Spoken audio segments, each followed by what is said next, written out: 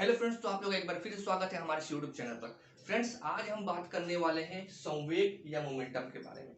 आज के इस वीडियो लेक्चर में मैं संवेग के क्या फैक्ट्स होते हैं, संवेग के मात्रक, विमीय सूत्र, इन सभी चीजों का कॉन्सेप्ट क्लियर कराने वाला हूं। और सबसे इंपॉर्टेंट चीज कि आज के इस वीडियो लेक्चर में संवेग संरक्षण का नियम के बारे में आज मैं बताने वाला हूँ, जो कि एग्जाम की दृष्टि से बहुत ही इंपॉर्टेंट है। तो वीडियो को बिना स्किप किए आप शुरू से अंत तक देखिएगा, तभी आपको समझ में आएगा। साथ में पेन और कॉपी लेकर बैठे। तो हम आज का इस वीडियो लेक्चर शुरू करते हैं। सबसे पहले हम बात करते हैं संवेग के बारे में। आखिर संवेग होता क्या है? तो संवेग किसी भी गतिमान वस्तु की कुल माप को हम संवेग कहते हैं। किसी भी गतिमान वस्तु की कुल माप को, कोई भी वस्तु गतिमान है तो उसके कुल माप को ही हम क्या कहेंगे? संवेग कहेंगे। जैसे कि मान लीजिए ये कोई वस्तु गतिमान है, गति कर रही है, ठीक है। ये वस्तु गति कर रही है, इसके क्या क्या माप हो सकते हैं? कोई भी गतिमान वस्तु दो चीजों पर निर्भर करती है। पहला उसके द्रव्यमान पर, द्रव्यमान क्या होता है? वस्तु का भार, ठीक है। वो कितना किलोग्राम का है, वो कितना ग्राम का है, इसको हम लोग क्या कहते हैं? द्रव्यमान कहते हैं। दूसरा चीज किस पर निर्भर करती है गतिमान वस्तु? अपने वेग पर। वेग किसे कहते हैं? कि कोई भी वस्तु कितने गति से चल रही है, कोई भी वस्तु कितने रफ्तार से गति कर रही है, हम उसको वेग कहते हैं। जैसे कि मान चलिए 5 किलोमीटर प्रति घंटे की रफ्तार से गाड़ी चल रहा है, ठीक है। 2 किलोमीटर प्रति घंटे की रफ्तार से गाड़ी चल रहा है, तो ये क्या है? हमारा वेग बता रहा है गाड़ी की, कि वो गाड़ी 2 किलोमीटर प्रति घंटे की रफ्तार से गाड़ी दौड़ रहा है। तो वो 2 किलोमीटर प्रति घंटा जो है वो हमारा वस्तु का वेग बता रहा है, ठीक है। तो कोई भी गतिमान वस्तु उसके द्रव्यमान और उसके वेग पर निर्भर करता है। तब हम संवेग को क्या कह सकते हैं? कि किसी भी गतिमान वस्तु का संवेग जो होता है वो उस गतिमान वस्तु के द्रव्यमान यानी कि m से उसको शो करते हैं, और उसके वेग यानी कि v के गुणनफल के बराबर होता है। कोई किसी भी गतिमान वस्तु का संवेग क्या होता है? उस गतिमान वस्तु के द्रव्यमान और उसके वेग के बराबर होता है। P = mv, यही होता है हमारा संवेग, ठीक है। अब इसे कुछ चीजों को हम जानते हैं कि संवेग का, सबसे पहले हम जानते हैं कि संवेग का राशि क्या होता है, वो किस राशि का होता है। राशि दो तरह के होते हैं, सदिश राशि और अदिश राशि। एक नंबर एक क्वेश्चन में ये पूछा जाता है कि संवेग कौन सी राशि का है, ठीक है। तो क्या आप उत्तर दीजिएगा कि संवेग क्या है? सदिश राशि का है। किस राशि का है? सदिश राशि का। अब सदिश राशि क्या होता है उसके बारे में आपको थोड़ा सा बता देता हूं डिटेल। सदिश राशि उस राशि को कहते हैं जिसका परिमाण यानी कि मैग्नीट्यूड और दिशा दोनों को बताता है, उसको हम क्या कहते हैं? सदिश राशि। जो किसी वस्तु के परिमाण और दिशा दोनों को बताता है उसको हम क्या कहते हैं? सदिश राशि कहते हैं। इसका मतलब क्या है? संवेग जो हमारा होता है वो परिमाण को भी और उसकी दिशा को भी बताता है। अब उसका दिशा किस पर निर्भर करता है? संवेग का दिशा उसके वेग पर निर्भर करता है। संवेग का दिशा किस पर निर्भर करता है? उसके वेग पर, ठीक है। जिस दिशा में वस्तु गति करेगी, ठीक है, जिस भी डायरेक्शन में वस्तु गति करेगी उसका संवेग भी उसी दिशा को बताएगा, ठीक है। ये आपका राशि क्लियर हो गया किस राशि का होता है। दूसरा चीज हम बात करते हैं इसके मात्रक के बारे में। इसका मात्रक क्या होता है? मात्रक बहुत ही आसान है निकालना, ठीक है। हम यहां से जानते हैं संवेग क्या होता है हमारा? किसी वस्तु का द्रव्यमान और उसके वेग के गुणनफल के बराबर होता है। तो मात्रक क्या हो जाएगा हमारा? द्रव्यमान का मात्रक गुणा वेग का मात्रक। अब द्रव्यमान का मात्रक आप लोगों को पता होगा कि द्रव्यमान का मात्रक क्या होता है? किलोग्राम में होता है, केजी में। और वेग का मात्रक क्या होता है? मीटर पर सेकंड में होता है। वेग का मात्रक क्या होता है? मीटर पर सेकंड में। तो संवेग का मात्रक क्या हो जाएगा? किलोग्राम मीटर पर सेकंड, या फिर हम लोग इस s को ऊपर ले जाए तो ms⁻⁻1 s इनवर्स, ठीक है। ये संवेग का मात्रक होता है। संवेग का मात्रक क्या होता है? किलोग्राम मीटर पर सेकंड। तीसरा चीज आता है इसके विमीय सूत्र के बारे में। विमीय सूत्र क्या होता है इसका? विमीय सूत्र जैसे हम लोग मात्रक को निकालें वैसे ही हम इसका विमीय सूत्र को भी निकालेंगे। कैसे निकालेंगे? तो द्रव्यमान का विमीय सूत्र गुणित वेग का विमीय सूत्र। अब द्रव्यमान का विमीय सूत्र क्या होता है? सिर्फ कैपिटल M, ठीक है। और वेग का विमेय सूत्र क्या होता है, एल टी का पावर -1। तो संवेग का विमेय सूत्र क्या हो जाएगा, M L T to the power -1। ठीक है, ये विमेय सूत्र हो गया। यहां तक आप लोगों को क्लियर है। अब बात करते हैं हम इसे कुछ चीजों के बारे में कि मान लीजिए कोई भी भारी वस्तु है और एक हल्की वस्तु है, दोनों को हम लेते हैं। एक कोई है भारी वस्तु, इसको मैं मिटा देता हूं इधर, यहां तक आप लोगों को क्लियर हो गया होगा। इधर कोई एक भारी वस्तु है और एक हल्की वस्तु है, हल्की वस्तु है। तो कोई भी हल्की वस्तु है तो उसको गति कराने में क्या होगी, बहुत ही आसानी होगा, बहुत तेजी से वो गति करेगी। लेकिन भारी वस्तु को गति कराने में क्या होगा, थोड़ा सा हमको ज्यादा बल लगाना पड़ेगा।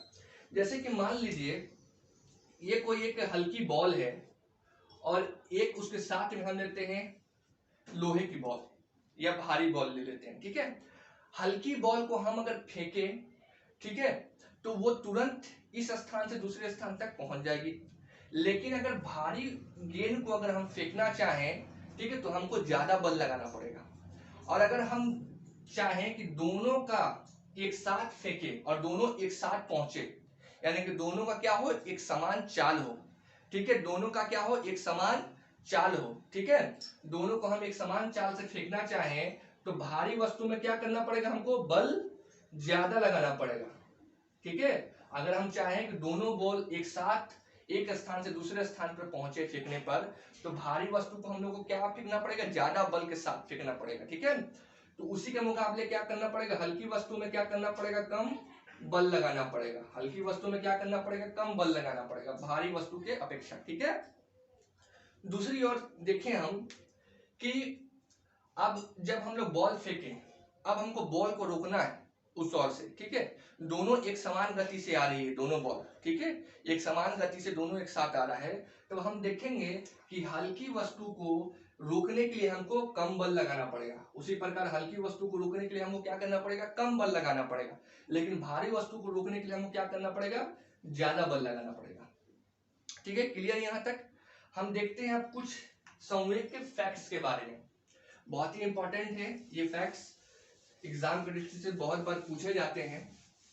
ध्यान से देखिएगा, वीडियो अच्छा लगे तो लाइक और सब्सक्राइब जरूर करिएगा। फैक्ट नंबर 1 के बारे में हम लोग पहले देखते हैं। फैक्ट नंबर 1 हमारा क्या है। फैक्ट नंबर 1 हमारा ये कहता है कि अगर कोई भी दो वस्तु है, एक भारी वस्तु है, एक क्या है, भारी वस्तु है, और एक हल्की वस्तु है। ठीक है, कोई भी दो वस्तु, अगर एक भारी वस्तु हो और एक हल्की वस्तु हो, ठीक है, और दोनों का वेग एक समान हो, दोनों का वेग क्या हो, एक समान हो, तो उस वस्तु में भारी वस्तु का संवेग क्या होगा, हल्की वस्तु से ज्यादा होगा। इसको सिद्ध करने के बारे में मैं भी बताने वाला हूं। अगर कोई भी दो वस्तु, एक भारी वस्तु है और एक हल्की वस्तु है, और दोनों का वेग एक समान है, तो भारी वस्तु का संवेग क्या होगा, ज्यादा होगा। उसके बारे में सिद्ध करेंगे, देखिए कैसे सिद्ध करेंगे। मान लेते हैं ये भारी वस्तु मैं लिख दिया हूं यहाँ पे और ये हल्की वस्तु लिख दिया हूं। ठीक है, अब यहाँ पे मानते हैं कि भारी वस्तु का क्या मानेंगे, द्रव्यमान, द्रव्यमान कैपिटल है। ठीक है, और हल्की वस्तु का द्रव्यमान को क्या मानते हैं हम लोग, स्मॉल है। क्लियर है यहाँ तक। अब उसके वेग के बारे में जानते हैं।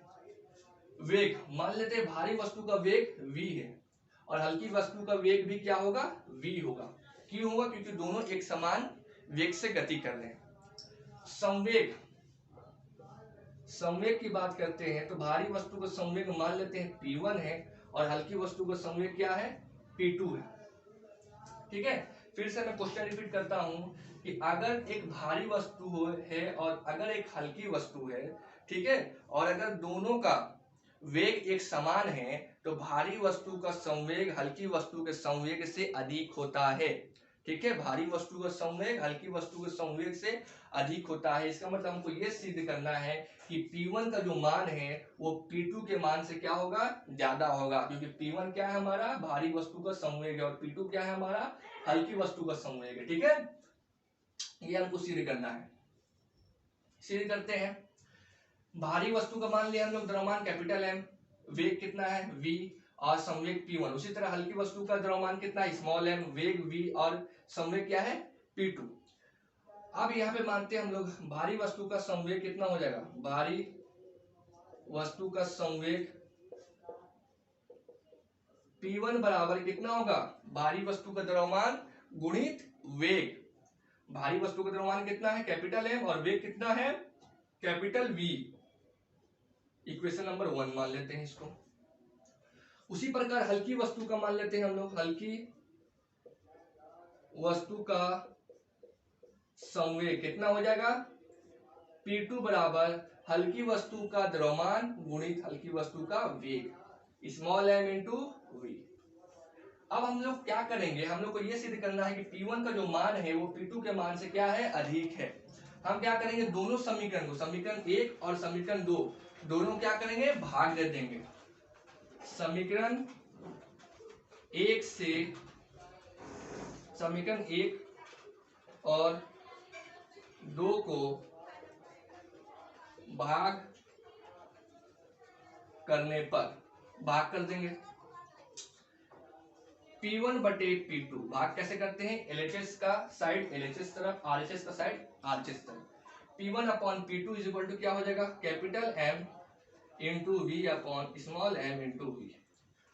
ठीक है, यहां से V और V क्या हो जाएगा, कैंसिल आउट हो जाएगा। दोनों का वेग क्या है, एक समान है, इसलिए हम लोग दोनों को V लिए थे। ठीक है, क्या हो जाएगा यहाँ से P1 upon P2 is equal to capital M upon small m। ठीक है, यहाँ तक क्लियर है।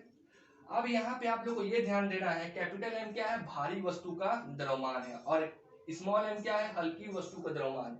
भारी वस्तु का द्रव्यमान क्या, कैपिटल M, इसलिए क्या होगा, भारी वस्तु का भार क्या होगा, ज्यादा होगा। तो कैपिटल M का मान क्या होगा, हल्की वस्तु से ज्यादा होगा। क्यों है, क्योंकि भारी वस्तु का भार क्या होगा, बहुत ज्यादा होगा, और भार को ही हम लोग क्या कहते हैं, उसका द्रव्यमान कहते हैं। जब भार ज्यादा होगा इसका मतलब क्या होगा, भारी वस्तु का द्रव्यमान क्या होगा, ज्यादा होगा, कैपिटल M का मान क्या होगा, ज्यादा होगा। यहाँ पे लिखते हैं, चूंकि कैपिटल M का मान ज्यादा होगा स्मॉल m से, कैपिटल M का मान क्या होगा, ज्यादा होगा स्मॉल m से, इसलिए हम क्या कह सकते हैं यहाँ पे, इसलिए हम क्या कह सकते हैं कि P1 का मान क्या होगा, ज्यादा होगा P2 से। P1 का मान क्या होगा, ज्यादा होगा P2 से। जब कैपिटल M का मान स्मॉल m से ज्यादा है, उसी प्रकार P1 का मान P2 से क्या होगा, ज्यादा होगा। समझ में आ गया, ये हमारा प्रूफ हो गया कि भारी वस्तु का जो संवेग है वो हल्की वस्तु के संवेग से ज्यादा होता है। ठीक है, कोई डाउट नहीं। अब यहाँ हम लोग आगे की तरफ चलते हैं, एक और फैक्ट से, बहुत इंपॉर्टेंट, उसको हम लोग जानते हैं। फैक्ट नंबर 2 को हम लोग जानेंगे। इसी तरीका से है, बहुत ही आसान है।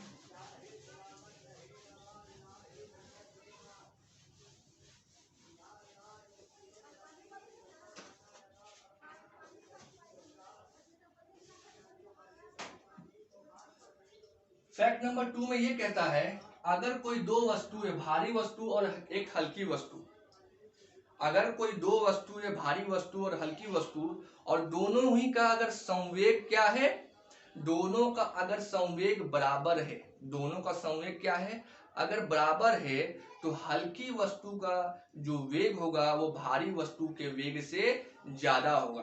क्या होगा, हल्की वस्तु का जो वेग होगा वो भारी वस्तु के वेग से ज्यादा होगा। ठीक है, यहाँ पे हम लोग उसी प्रकार से कर लिए, भारी वस्तु और एक हल्की वस्तु है, दोनों का द्रव्यमान मान लेते कितना होगा, द्रव्यमान कैपिटल M, और इसका हल्की वस्तु का द्रव्यमान कितना होगा, स्मॉल m। ठीक है, वेग यहाँ पे चूंकि दोनों का वेग अलग अलग सिद्ध करना है, इसका मतलब दोनों का क्या होगा, वेग एक समान नहीं है। इसमें क्या कर रहा है, एक समान किसको कह रहा है, दोनों के संवेग का। अगर दोनों का संवेग क्या होगा, बराबर है या एक समान है, तो हल्की वस्तु का जो वेग होगा वो भारी वस्तु के वेग से ज्यादा होगा। तो इसमें दोनों का वेग क्या करना पड़ेगा, अलग अलग लेना पड़ेगा। इसमें मान लेते हैं भारी वस्तु का वेग कितना है v1, और हल्की वस्तु का वेग कितना है, v2 है। संवेग क्या होगा, संवेग दोनों का p होगा, ठीक है, क्योंकि दोनों का संवेग क्या है, बराबर है, इसमें p1 p2 तो लेना नहीं है, दोनों का संवेग बराबर है। उसी प्रकार से यहाँ पे हम लोग करेंगे हल भारी वस्तु का वेग, सॉरी संवेग, भारी वस्तु का संवेग क्या हो जाएगा, P is equal to capital M into V1, ये ठीक है, द्रव्यमान गुणित वेग। उसी प्रकार से हल्की वस्तु का संवेग कितना हो जाएगा, P इज इक्वल टू द्रव्यमान गुणित वेग यानी स्मॉल m इंटू V2, ठीक है। अब अकॉर्डिंग टू क्वेश्चन क्या कहता है, प्रश्न अनुसार क्या कहता है कि दोनों का क्या है, संवेग बराबर है, यानी कि भारी वस्तु का संवेग बराबर है किससे, हल्की वस्तु के संवेग से, हल्की वस्तु के संवेग से। भारी वस्तु के संवेग का यहां मान रख देंगे हम लोग capital M into V1 is equal to हल्की वस्तु का संवेग का मान रख देंगे हम लोग स्मॉल m इंटू V2, ठीक है। अब जो सेम सेम टर्म है उसको हम लोग एक तरफ लिख देंगे, यहाँ भी m है और यहाँ पर भी m है, दोनों m को क्या करेंगे हम लोग एक तरफ लिखेंगे और दोनों v को हम लोग क्या करेंगे एक तरफ लिखेंगे। इधर m क्या है, गुणा में है, इस पार ले आते हैं तो क्या हो जाएगा, भाग में हो जाएगा, m अपॉन कितना हो जाएगा small m is equal to, अब इधर क्या बचा सिर्फ v2 और इधर v1 क्या है गुणा में है, बराबर को उस पार भेज देंगे तो क्या हो जाएगा v1 नीचे भाग में हो जाएगा। अब जैसे कि पिछले बार हमने किया था कि जब भारी वस्तु कह रहा है यहाँ पे, इसका मतलब भारी वस्तु अपने भार को बता रहा है, भारी वस्तु का भार ज्यादा होगा, इसका मतलब उसका द्रव्यमान ज्यादा होगा। तो हम लोग क्या कह सकते हैं कि भारी वस्तु का जो द्रव्यमान यानी कैपिटल M का जो मान है वो स्मॉल m के मान से क्या है, ज्यादा है। कैपिटल M का मान क्या है, स्मॉल m के मान से ज्यादा है। कैपिटल M का मान क्या हो गया, स्मॉल m से ज्यादा हो गया, यानी कैपिटल M क्या है, स्मॉल m से ज्यादा है, तो V2 का मान क्या होगा, V2 का मान V1 से ज्यादा होगा। समझ में आया। V2 हमारा क्या था, हल्की वस्तु का वेग, V1 हमारा क्या है, भारी वस्तु का वेग। इधर की ओर मुंह खुला हुआ, इसका मतलब क्या है, V2 बड़ा है। क्या बता रहे हैं यहाँ पे कि जो हल्की वस्तु का जो वेग है, हल्की वस्तु का जो वेग है वो भारी वस्तु के वेग से अधिक है, ठीक है, यहाँ तक क्लियर। अब हम सबसे इंपॉर्टेंट टॉपिक की ओर जाने वाले हैं जो कि है हमारा संवेग संरक्षण का नियम, संवेग संरक्षण का नियम। तो जिन लोगों ने अभी तक मेरे चैनल को सब्सक्राइब नहीं किया है, वीडियो के नीचे दिए गए लाल कलर के बटन को सब्सक्राइब कर दें, साथ ही बेल आइकन को भी दबा दें, इसी तरह के वीडियोस क्योंकि आते रहते हैं हमेशा आप लोगों को। तो अब हम सबसे इंपॉर्टेंट टॉपिक संवेग संरक्षण के नियम के बारे में चर्चा करने वाले हैं। सबसे पहले जान लेते हैं कि संवेग संरक्षण का नियम कहता क्या है। संवेग संरक्षण का नियम ये कहता है कि अगर कोई वस्तु गतिमान है तो जब तक कि हम उस पर कोई बाह्य आरोपित ना करें, जब तक कि हम उस पर बाह्य आरोपित ना करें, तब तक उस वस्तु का संवेग क्या होगा, हमेशा संरक्षित रहेगा, हमेशा वैसे कि वैसे ही रहेगा, ठीक है। जितना संवेग पहले था उतना ही संवेग बाद में भी रहेगा, ठीक है। इसी चीज को हम लोग को प्रूफ करना है, और जैसे ही हम उस पर कोई बल आरोपित कर देते हैं उसके संवेग में क्या होगा, परिवर्तन हो जाएगा। ये चीज न्यूटन के दूसरे नियम में भी कहा गया है। न्यूटन के दूसरे नियम और तीसरे नियम और पहले नियम, इन सभी नियमों को मैं इससे पहले की वीडियो में मैंने बना चुका हूँ, उसका मैं डिस्क्रिप्शन बॉक्स में लिंक में दे दूंगा, वहां से आप लोग देख सकते हैं। तो चलते हैं हम संवेग संरक्षण नियम की ओर। एक बार और मैं आप लोगों को बता दूं कि संवेग संरक्षण का नियम ये कहता है कि जब तक कि हम किसी वस्तु पर बाह्य बल आरोपित ना करें तब तक उस वस्तु का क्या होगा, संवेग हमेशा संरक्षित रहेगा, ठीक है। यहाँ पे दो वस्तु हम लोग ले लेते हैं, एक वस्तु A है और एक वस्तु B है, ठीक है। दो वस्तु ले लिए, एक वस्तु A है और एक वस्तु B है। यहाँ पे तीन स्थिति होने वाली है। कितनी स्थिति होने वाली है, तीन स्थिति। पहला स्थिति होगा जो हमारा वो होगा संघट के पूर्व या फिर टक्कर के पूर्व। बहुत सारे बुक में संघट दिया जाता है, बहुत सारे बुक में क्या दिया जाता है, टक्कर दिया जाता है, ठीक है। दोनों चीजों को आप समझते होंगे। पहला स्थिति होने वाला संघट के पूर्व, यानी कोई टक्कर जब नहीं होगा, ठीक है, दोनों एक समान वेग से गति कर रहे हैं, ठीक है, ऐसा स्थिति है। दूसरा स्थिति क्या होगा, दोनों वस्तु क्या कर दिए, टक्कर कर दिए, ठोक दिए, ठीक है। दोनों वस्तु क्या कर दिए, ठोक दिए। ये कब ठोकेंगे, दोनों वस्तु एक दूसरे को कब ठोकेंगे, जब वस्तु ए का क्या होगा, अधिक रफ्तार से चलने लगेगा, क्योंकि वस्तु बी क्या है, ए से क्या है, दूर है। वस्तु बी क्या है, ए से दूर है। इसका मतलब जाहिर सी बात है कि ए का क्या है, रफ्तार तेज है, ठीक है, वो अपनी गति को बढ़ा दिए। इसका मतलब वेग क्या है, ए का ज्यादा है, ठीक है। इस स्थिति में तब जाके क्या करेंगे लोग, आपस में जाके टक्कर हो गया, ठीक है। और तीसरी स्थिति होने वाली है क्या, टक्कर के बाद की स्थिति। क्या होने वाली है, टक्कर के बाद की स्थिति, ए और बी का, ठीक है।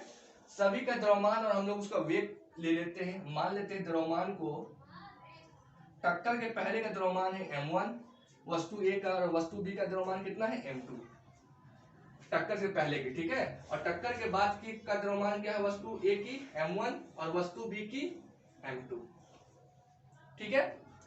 अब वेग को देख लेते हैं।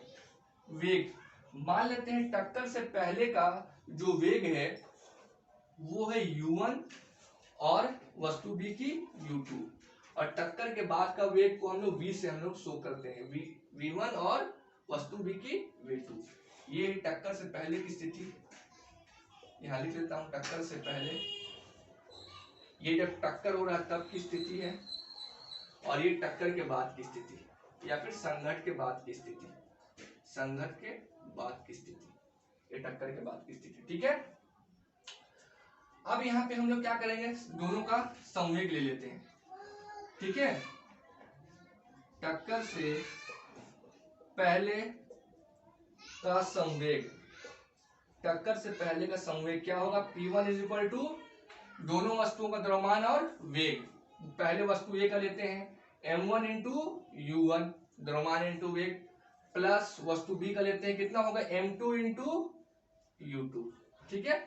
हम लोग को इसमें यह प्रूफ करना रहता है कि टक्कर से पहले का संवेग टक्कर के बाद के संवेग के बराबर होगा। हम लोग अगर ये प्रूफ कर दिए तो हमारा प्रूफ हो जाएगा कि संवेग क्या होगा, संरक्षित रहेगा। कब संरक्षित रहेगा, जब तक कि हम उस पर कोई बार बल आरोपित ना करें, ठीक है। संवेग संरक्षण का नियम फिर प्रूफ हो जाएगा। यहां तक समझ में आया होगा आप लोग को। टक्कर से पहले का संवेग हम लोग ले लिए, P1 का मान कितना होगा, m1 into u1 plus m2 into u2। पहला स्थिति क्लियर हो गया यहां तक। अब आते हैं टक्कर की स्थिति पर, ठीक है। टक्कर जब हो रहा है, यहाँ पे ध्यान से देखिएगा, टक्कर हो रहा है, वस्तु ए है और वस्तु बी है। वस्तु ए अपने रफ्तार को बढ़ाया, जाके यहाँ पे ठोक दिया वस्तु बी में। कब ठोकेगा, यानी कि वस्तु ए क्या किया, बी पर क्या लगाया, बल लगाया। वस्तु ए क्या किया, बी पर बल लगाया, ठीक है। और ये बल कौन सा होगा, न्यूटन का तीसरा नियम को यहाँ पे फॉलो करेंगे, यहाँ पे, ठीक है। न्यूटन का तीसरा नियम को यहाँ हम फॉलो करेंगे, याद रखिएगा ये स्थिति। पहला वस्तु क्या किया, दूसरे वस्तु पर बल लगाया, ठीक है। तो जब बल लगाएगा उसको हम लोग क्या कहेंगे, क्रिया बल। उसको क्या कहेंगे हम लोग, क्रिया बल। और न्यूटन का तीसरा नियम ये कहता है कि प्रत्येक क्रिया के बराबर और विपरीत क्या करेगा, प्रतिक्रिया होता है। प्रत्येक क्रिया के बराबर और विपरीत प्रतिक्रिया होता है। यानी कोई वस्तु जब दूसरी वस्तु पर बल लगाएगा तो दूसरी वस्तु पर भी पहली वस्तु पर क्या करेगा, बल लगाएगा। लेकिन जो दूसरी वस्तु जो बल लगाएगा वो पहली वस्तु के क्या लगाएगा, अपोजिट लगाएगा, यानी विपरीत दिशा में लगाएगा, ठीक है। तो मान लेते हैं पहली स्थिति में वस्तु ए क्या किया, वस्तु बी पर बल लगाया। इसको हम लोग शो करते हैं F21 से। पहली वस्तु जब दूसरी वस्तु पर बल लगाता है तो उसको हम लोग किसे शो करते हैं, F21 से। तो यहाँ पे पहली वस्तु कौन है, ए, और दूसरी वस्तु क्या है, कौन है, बी है, ठीक है। इसको हम लोग किसे शो करेंगे, FBA से, FBA से शो करेंगे। इसको मैंने इससे पहले की वीडियो में बता चुका हूं, ठीक है। न्यूटन के तीसरे नियम से, तीसरा नियम, दूसरा नियम, पहला नियम सभी को क्लियर करवा चुका हूं, ठीक है। उसका मैं डिस्क्रिप्शन बॉक्स में आपको लिंक दे दूंगा। यहाँ तक समझ में आया आप लोगों को। पहला वस्तु दूसरे वस्तु पर बल लगाया तो उसको हम लोग शो किए FBA से। अब दूसरा वस्तु भी यानी कि बी भी क्या करेगा, ए पर क्या करेगा, बल लगाएगा। दूसरा वस्तु जब पहले वस्तु पर बल लगाएगा तो उसको हम लोग क्या कहते हैं, प्रतिक्रिया बल कहते हैं, प्रतिक्रिया बल। और प्रतिक्रिया बल क्या होता है, विपरीत दिशा में बल लगाता है। तो इसको हम लोग किसे शो करते हैं, F12 से। यहाँ पे 1 का मान किसको कौन शो कर रहा है, पहली वस्तु। 2 का मान कौन शो कर रहा है, दूसरी वस्तु। तो हम लोग यहाँ पे इसको क्या लिखेंगे, FAB। समझ में आया यहाँ तक, FAB, ठीक है।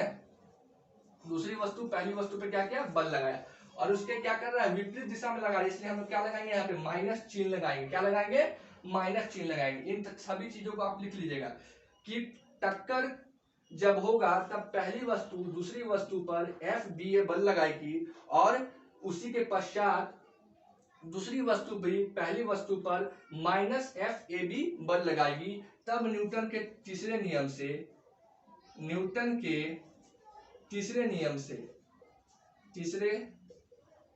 से क्या होगा, पहली वस्तु दूसरी वस्तु पर बल लगाई तो दूसरी वस्तु भी क्या करेगी, उतना ही बल लगाएगी पहली वस्तु पर, लेकिन किस में, विपरीत दिशा में। ठीक है, कब लगाएगी, विपरीत दिशा में। और ये जो दोनों क्रिया जो हमारा हो रहा है, टक्कर भी हो रहा है और टक्कर के बाद भी हो रहा है, तो कब हो रहा है, एक समय पे हो रहा है। ठीक है, एक समय अंतराल पर हो रहा है। कब हो रहा है, एक समय अंतराल पे हो रहा है। ठीक है, तो समय अंतराल को दोनों में क्या करेंगे, गुणा करेंगे।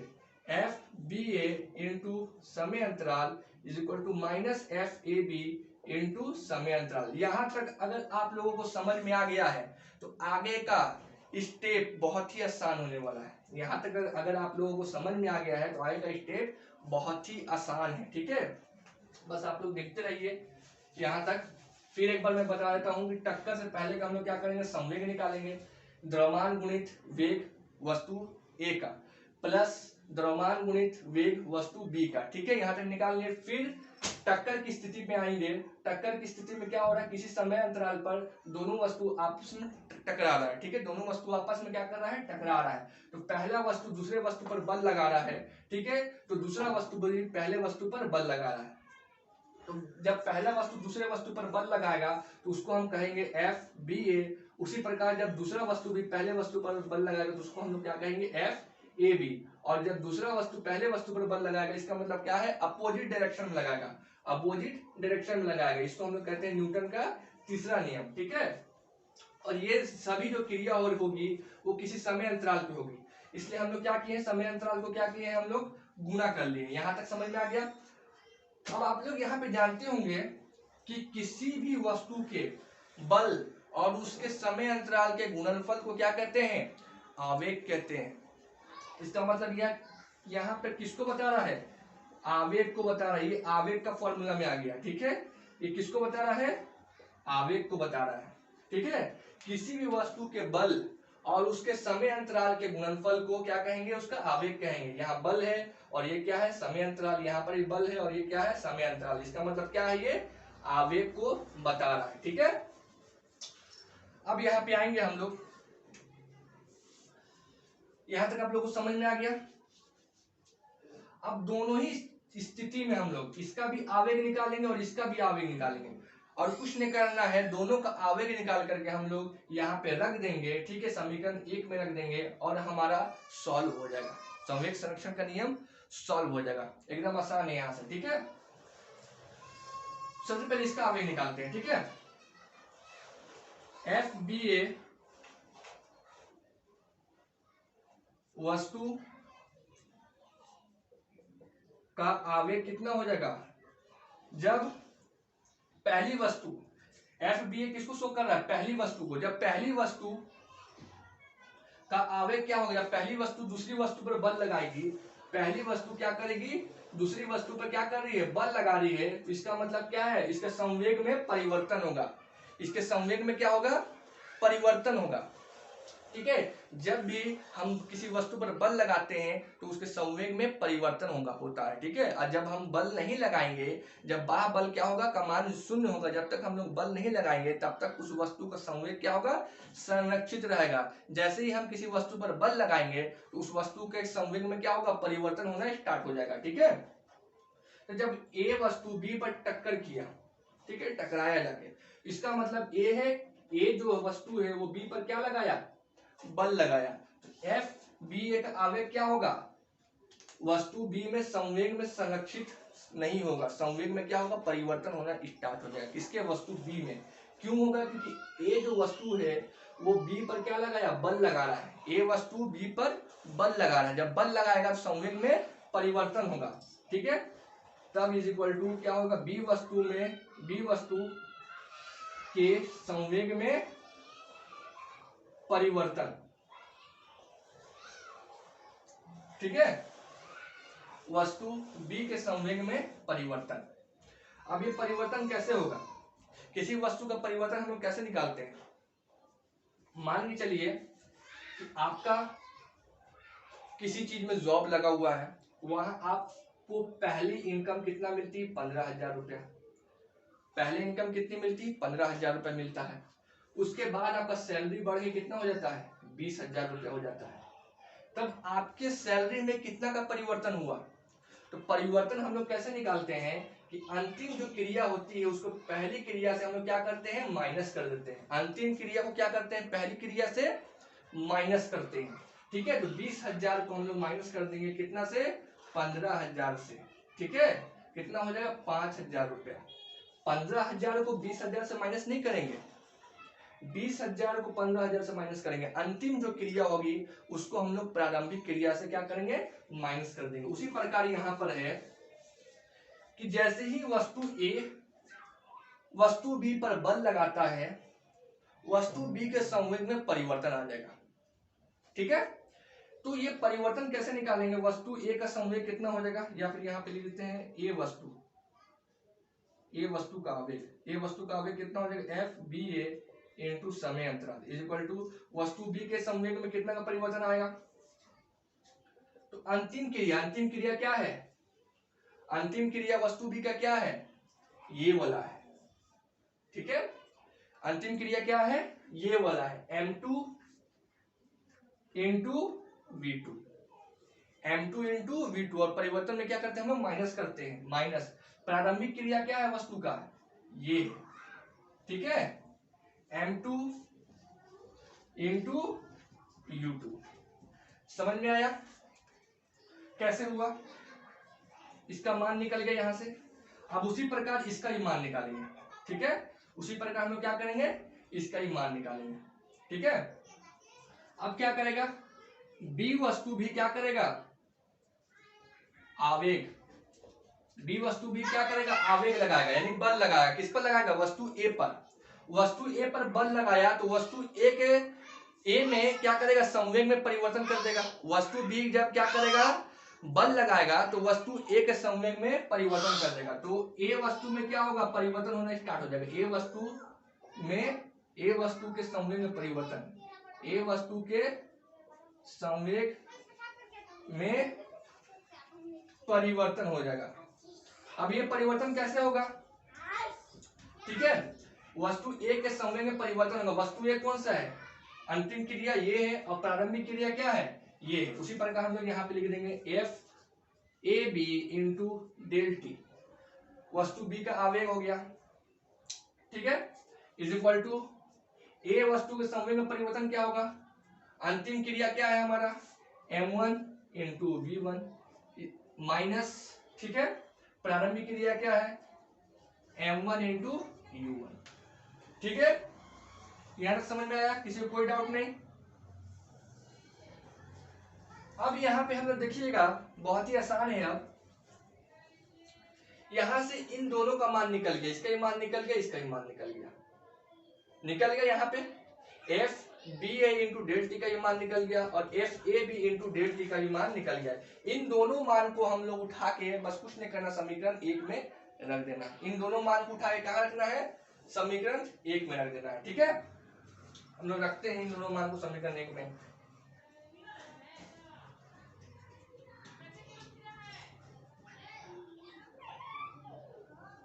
दोनों मानों को समीकरण 1 में रखने पर, दोनों मान को उठा के हम लोग समीकरण 1 में रख देंगे। सबसे पहले हम लोग वस्तु F B A into del T का मान यहाँ पे रखते हैं, ठीक है। कितना है, M2 V2 minus M2 U2 is equal to, क्या कह रहा है यहाँ पर, माइनस का चिन्ह है तो यहाँ पे माइनस लगा देते हैं, इनटू ब्रैकेट में क्या रखेंगे आप, F A B into del T का मान। F A B into del T का मान कितना है, M1 V1 minus M1 into U1, ठीक है। अब हम लोग को इसको सिंपल सॉल्व कर देना है। M2 v2 minus m2 u2 is equal to minus के साइन को हम लोग क्या करते हैं, हटाते हैं, ब्रैकेट को खोलते हैं, तो क्या हो जाएगा minus m1 v1 minus minus क्या हो गया प्लस m1 u1। अब यहाँ पे हम लोग क्या करेंगे, v1 वाले को एक तरफ, v वाले टर्म को क्या करेंगे एक तरफ, और u वाले टर्म को एक तरफ करेंगे। u वाला टर्म ये वाला और ये वाला है, और v वाला टर्म क्या है ये और ये, इन दोनों क्या क्या करेंगे हम लोग अलग अलग करेंगे, एक तरफ बराबर की इस पार एक को और बराबर के उस पार एक को, ठीक है। u वाले टर्म को हम लोग जैसे इस तरफ करते हैं, नहीं उस तरफ लेके जाते हैं u वाले टर्म को, ठीक है।